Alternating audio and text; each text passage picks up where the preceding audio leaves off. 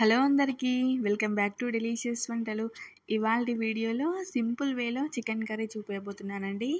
కానీ టేస్ట్ మాత్రం అద్దరిపోతుంది. బ్యాచిలర్స్ అయితే మక్కి ఫాలో అయిపోండి. మళ్ళీ ఎప్పుడు ఇలానే చేసుకొని తింటారు. ముందైతే ఒక 3/4 kg చికెన్ తీసుకున్నానండి.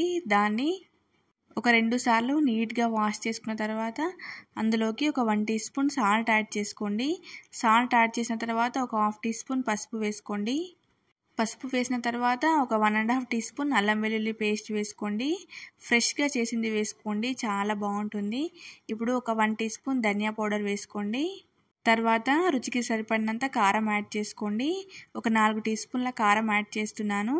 నాన్ వెజ్ కర్రీస్లోకి ఎప్పుడైనా కారం కొంచెం గట్టిగానే ఉండాలండి.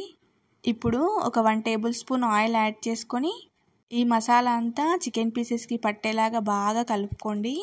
ఉప్పు కారం అంతా చికెన్ ముక్కలకి బాగా పట్టియాలి. ఎంత బాగా పట్టిస్తే అంత జ్యూసీగా ఉంటాయండి చికెన్ పీసెస్.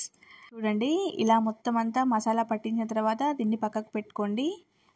ఇప్పుడు స్టవ్ పైన ఒక కడాయి పెట్టుకొని అందులోకి ఒక 2 నుంచి 3 టేబుల్ స్పూన్ల ఆయిల్ వేసుకోండి. ఆయిల్ హీట్ అయిన తర్వాత సాజీరా, 2-3 లవంగాలు, ఇలాచి, బండ పువ్వు, ఆకు, అన్ని స్పైసెస్ అన్నీ అందులోకి యాడ్ చేసుకోండి. యాడ్ చేసిన తర్వాత ఒక 4-5 పచ్చిమిర్చి చీలికలు వేసుకోండి. వేసుకున్న తర్వాత ఒక 2 పెద్ద సైజు ఆనియన్స్ని ఇలా చిన్నగా తరిగి వేసుకోండి. మీరు కావాలనుకుంటే ఆనియన్స్ని పేస్ట్ లాగా చేసి కూడా వేసుకోవచ్చు. ఇంతవరకు మన ఛానల్ని ఎవరైనా సబ్స్క్రైబ్ చేసుకోకపోతే సబ్స్క్రైబ్ చేసుకొని వీడియోని లైక్ చేయండి. ఇప్పుడు ఆనియన్స్ త్వరగా మగ్గనికి కొంచెం సాల్ట్ యాడ్ చేసుకోండి. ఒక 1/2 టీ స్పూన్ సాల్ట్ యాడ్ చేసి మొత్తం అంతా ఒకసారి మిక్స్ చేయండి. ఈ ఆనియన్స్ మొత్తం బ్రౌన్ కలర్లోకి మారేదాకా బాగా ఫ్రై చేసుకోండి. మీడియం ఫ్లేమ్లో పెట్టుకొని ఫ్రై చేసుకోండి. ఇప్పుడు ఒక 1 టీ స్పూన్ అల్లం వెల్లుల్లి పేస్ట్, ఒక 1/2 టీ స్పూన్ పసుపు వేసుకొని అల్లం వెల్లుల్లి పేస్ట్ నుంచి పచ్చివాసన వెళ్ళేదాకా బాగా ఫ్రై చేయండి. ఫ్రై చేసిన తర్వాత మనం ఇందాక పక్కన పెట్టుకున్న చికెన్ పీసెస్ని అందులోకి యాడ్ చేసుకోండి.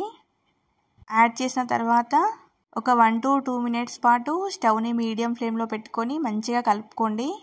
నాన్ వెజ్ కర్రీస్ ఎప్పుడైనా హై ఫ్లేమ్లో పెట్టి చేసుకోకూడదండి. లో ఫ్లేమ్ ఆర్ మీడియం ఫ్లేమ్లో పెట్టుకొని చేసుకోండి. టేస్ట్ చాలా బాగుంటుంది. మొత్తం అంతా ఒకసారి కలుపుకున్న తర్వాత ఇప్పుడు అందులోకి ఒక గుప్పెడు పుదీనా యాడ్ చేసుకోండి. పుదీనా యాడ్ చేసిన తర్వాత ఏం కలపకుండా అలానే మూత పెట్టుకొని ఒక 3 to 4 మినిట్స్ పాటు మీడియం ఫ్లేమ్లో కుక్ చేసుకోండి. చూడండి, చికెన్ పీసెస్ నుండి కొంచెం వాటర్ రిలీజ్ కావడం స్టార్ట్ అవుతుంది. ఈ స్టేజ్లో మొత్తం అంతా ఒకసారి కలుపుకొని అడుగు అంటకుండా చూసుకోండి. కలుపుకున్న తర్వాత మళ్ళీ మూత పెట్టుకొని ఒక 4 to 5 మినిట్స్ పాటు మళ్ళీ మీడియం ఫ్లేమ్లో కుక్ చేసుకోండి. చూడండి, చికెన్ పీసెస్ నుండి ఎంత చక్కగా వాటర్ రిలీజ్ అయ్యాయో. ఇప్పుడు మొత్తం అంతా ఒకసారి మళ్ళీ ఫ్రై చేసుకోండి. మీరు నాన్ వెజ్ వండేటప్పుడు కొంచెం పెద్దగా ఉండే బౌల్స్ని ఎంచుకోండి. అలా అయితేనే మంచిగా కలపనికి వస్తుంది. ఇప్పుడు అందులోకి ఒక 1 టీ స్పూన్ ధనియా పౌడర్, ఒక 1/2 teaspoon chicken masala add చేసుకోండి. తర్వాత ఒక 2 టీ స్పూన్ల కొబ్బరి పొడి వేసుకోండి.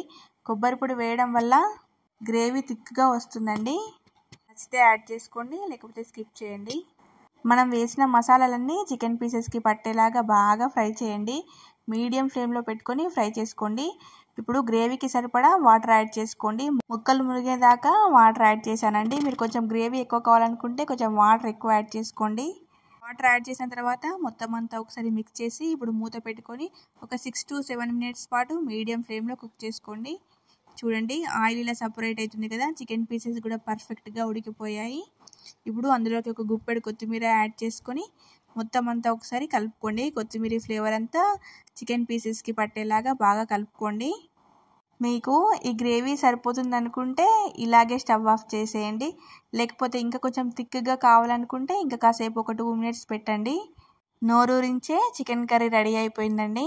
జ్యూసీ పీసెస్తో చిక్కటి గ్రేవీతో అద్దరిపోతుందండి. మరి ఈ వీడియో నచ్చినట్లయితే లైక్ చేసి, షేర్ చేసి, సబ్స్క్రైబ్